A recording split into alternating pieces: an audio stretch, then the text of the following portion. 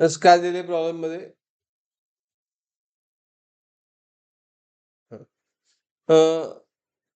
the end correction of resonance tube is 1 centimeter. Its shortest length resonating with tuning fork is 15 centimeter. Shortest length. Next resonating length will be. Shortest म्हणजे fundamental length विचारलंय. मग resonance tube म्हणजे काय?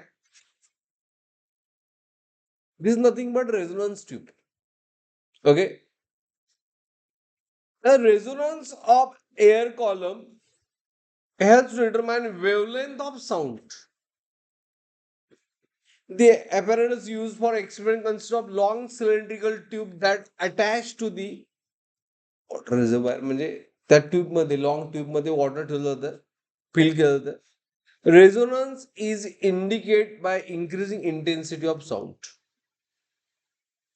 आता first रेझोनन्सला बघा. First resonance म्हणजे first मोड लक्षात ठेवायचं. नोड अँटी नोड फक्त लॅम्बडा बाय 4. सेकंड रेझोनन्स में 3 लॅम्बडा बाय 4 बिकॉज ऑड असते. अँड थर्ड रेझोनन्स आपण डेरिव्हेशन डिस्कस केलंय 5 लॅम्बडा बाय 4 लॅम्बडा बाय 4 असं 5 स्टेप 5 स्टेप असतं म्हणून 5 लॅम्बडा बाय 4. बरोबर. आता ह्या प्रॉब्लेम मध्ये काय दिले पहिल्यांदा की end correction is 1 centimetre and shortest length of resonating tuning fork is 15 centimeter. बरोबर. मिळाल्या. As now we are going to start solution. Given काय दिले बघा. As solution end correction दिले किती? As end correction is how much? तुमच्या समोर problem आहे. Is 1 centimeter. अजून काय दिले? Okay, length is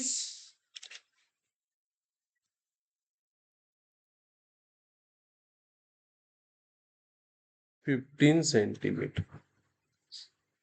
बरोबर आहे. Plus first resonance.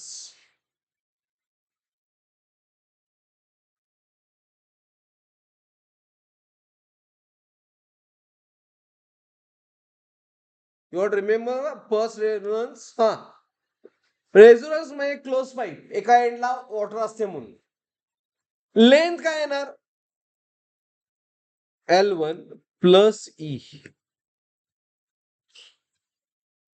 किती येणारी? L1 प्लस ई म्हणजे it is how much? 16 centimetre.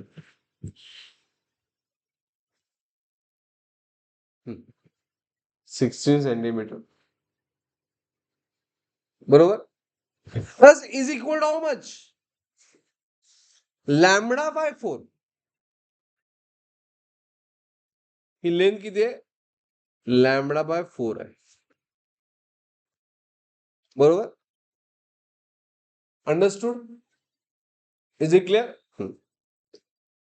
आता सेकंड रेझोनन्सची लेंथ विचारले काय? Second resonance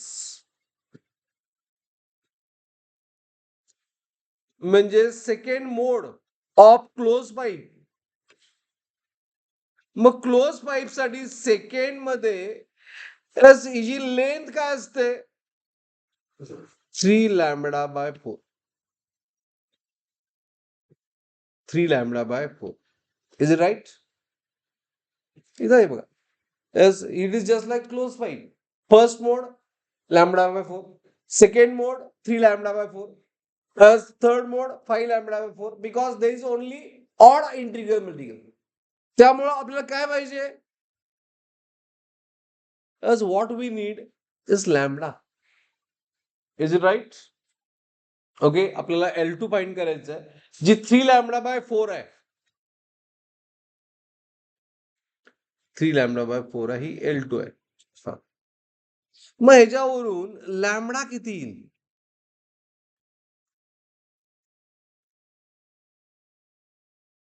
4 times L1. Is it right? 4 times L1E. Right?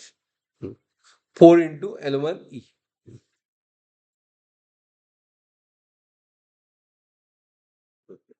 मग L2 जे फाइंड करायचं आहे 3 लॅम्बडा बाय 4, 3 बाय 4 आणि लॅम्बडाची व्हॅल्यू किती आहे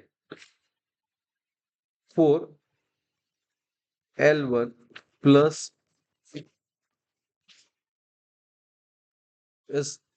यामध्ये 4 गेट कॅन्सल 15 प्लस 1 काढले आपण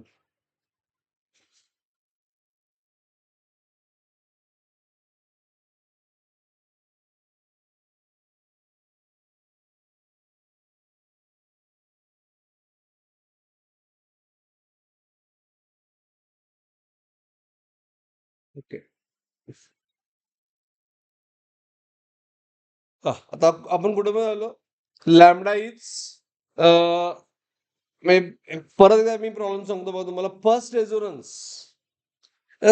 रेझोनन्स म्हणजे total length L1 total length L1 म्हणजे small L1 plus E small L1 म्हणजे रेझोनन्स लेंथ हे 16 आलं L1 प्लस E करून ओके आणि हे लॅम्बडा बाय 4 होतं टोटल लेंथ तेव्हा लॅम्बडा किती आलं ठीक आहे लॅम्बडाची व्हॅल्यू फाइंड केली आता सेकंड रेझोनन्स मध्ये 3 लॅम्बडा बाय 4 आहे ही टोटल लेंथ आहे मी याला L2 म्हणतो कॅपिटल रेझोनंट लेंथ नाहीये ही टोटल लेंथ आहे तुम्ही करेक्ट करा ही टोटल लेंथ आहे म्हणजे टोटल लेंथ सेकंड रेझोनन्स मग टोटल लेंथ किती आहे total length is 3 by 4 into lambda but लॅम्बडाची व्हॅल्यू किती आहे 4 L1 प्लस E म्हणून मी इथं 4 get cancel and L1 plus E किती आलं 16 मे टोटल लेंथ L2 मिळाली हा टोटल लेंथ ही आपण फाइंड केली total length including end correction हाच तर पॉइंट आपल्याला टोटल लेंथ मिळाली L2 मिळाली किती 48 सेंटीमीटर बट टोटल लेंथ विचारलंय काय नाही विचारलंय काय नेक्स्ट रेझोल्युटिंग लेंथ म्हणजे L2 plus L2 plus end correction close end time एकदाच अप्लाय होणार इज 48 त्यामुळे L2 किती आलं L2 plus 1 is 48 that's why L2 is how much 47 cent problem कुठं चुकत होता कधी कळालं सगळ्यांना अंडरस्टूड इज इट क्लिअर आपल्याला